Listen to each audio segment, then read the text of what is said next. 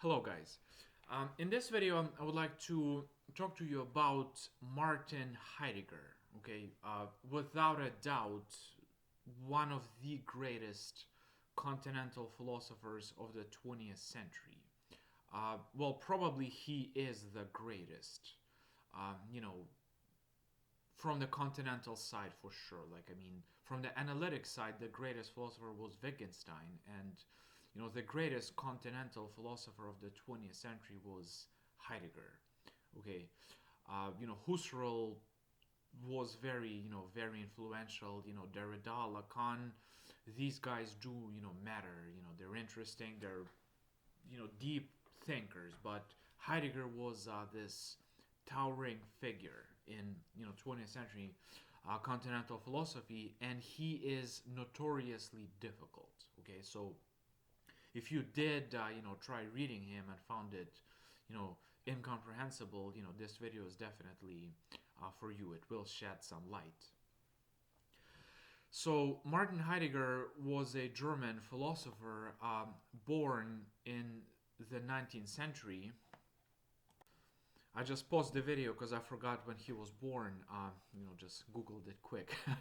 1889. Martin Heidegger was born in Germany, and he was a bright kid. Reading a lot, studying a lot, and I don't want to focus too much on his early life because I don't think it's super interesting. And essentially, he became a philosophy major student under the supervision of Edmund Husserl. And Husserl was the guy who gave us phenomenology. Essentially, made a revolution in philosophy with his 2-volume big fat book called Logical Investigation, which was published in 1900. It was one of Heidegger's favorite books ever. He really, really read it, cover to cover more than once, made notes, he read it so much that, pages began falling out of it. And, Husserl's, essentially wanted to, have a fresh beginning for philosophy. He wanted to kind of, restart philosophy without assumptions and using kind of self-evident clear foundational ideas, to some extent like Descartes. Okay, you probably know that Descartes wanted to just kind of get to that which is clear and distinct, and just kind of build human knowledge on these solid foundations. Okay, so that's what Husserl wanted to do as well. Okay, essentially, get rid of all the assumptions. Okay, don't make assumptions about the world. Just look at what consciousness is, just without making any assumptions. Like for instance, not making assumptions that there are these neurons inside the brain which fire signals, and your consciousness is a result of these signals firing. Or let's say Freudian assumptions, you have this ego and id and superego, and they interact in certain ways, and I perceive the world the way I do because the superego does something about, I don't know, me wanting to screw somebody or something. Freud had a lot to say about that. Just not making perhaps religion assumptions, like we are some kind of a divine creature. Reason was given to us by God. And by the way, Husserl is not denying these explanations. He said perhaps we are creatures of God, with a divine conscience. Perhaps we are just neurons firing signals. Perhaps we are just a psychological psychoanalytic system, with the ego, whatever psychological entities, perhaps. Okay, but we will put this stuff aside and just look at consciousness just without any assumptions and see what we find there. Okay, so Husserl calls this process epoche, bracketing out assumptions. Okay, so just like in mathematics, you can have a super long equation, and you can just put brackets around one piece of it and just look at stuff inside the brackets. Okay, so that's essentially what Husserl kind of says we should do, and this way we'll kind of have a really solid foundation which cannot be doubted. Okay, and then he describes these structures we find inside consciousness without any assumptions, and things like intentionality, noema, noesis, and it's pretty complicated philosophical machinery Husserl comes up with to describe what he finds. And that's where kind of Heidegger starts. Okay, he starts with this sort of Husserlian description of pure consciousness without any assumptions. Okay, phenomenology.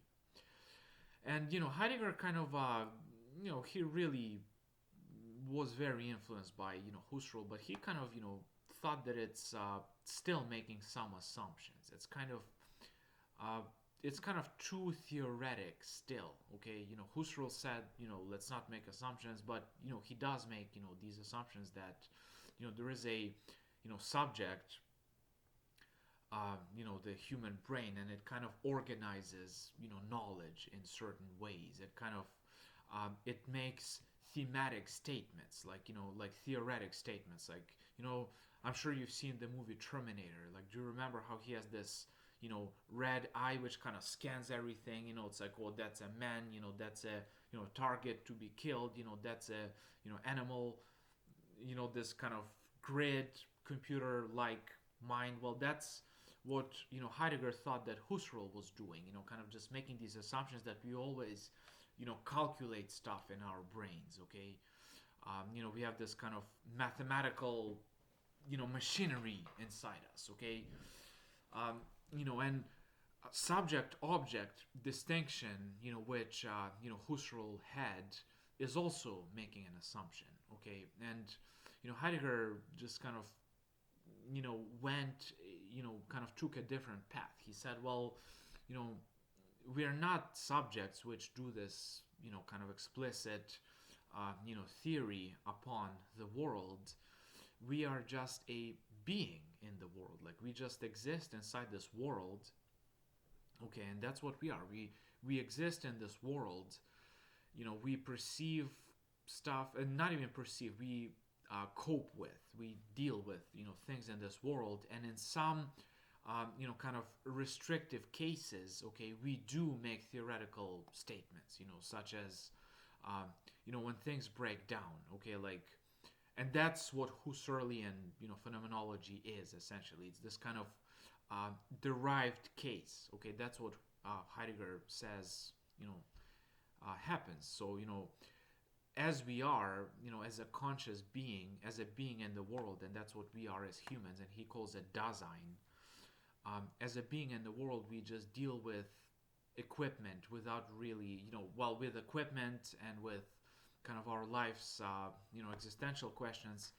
And in some cases, we can think theoretically about the world. Okay, and that's what,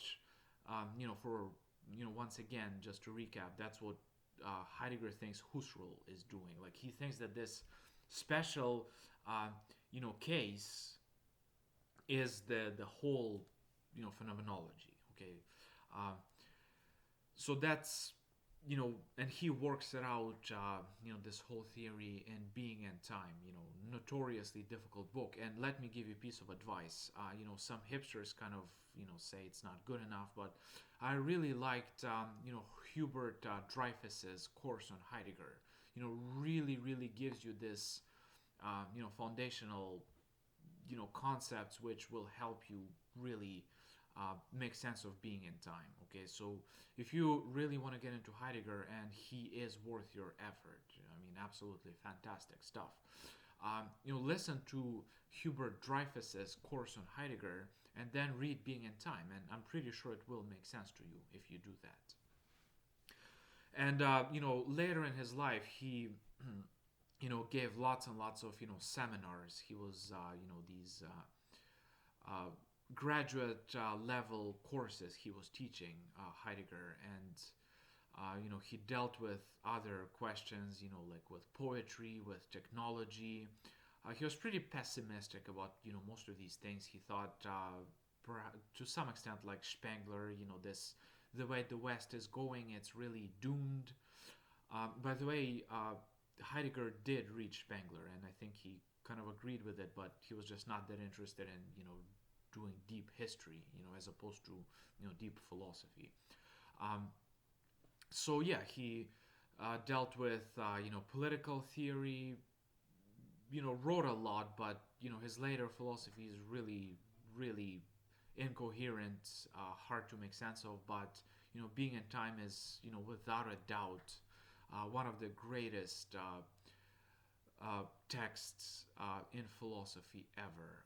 And he there is really important chapter in his life, which caused lots and lots of controversy, and that is his involvement with the Third Reich. Okay, so Heidegger was a member of the Nazi Party. Okay, and he never apologized for being a member of the Nazi Party. And philosophers to this day argue, was he a garbage philosopher? Because he was a Nazi, he was just this evil bastard, and his whole philosophy is a scam, or was he a genius who just did not know any better, or was he an opportunist? Was he just hoping to become the philosopher king to Hitler, kind of like in Plato's Republic? You have philosopher king.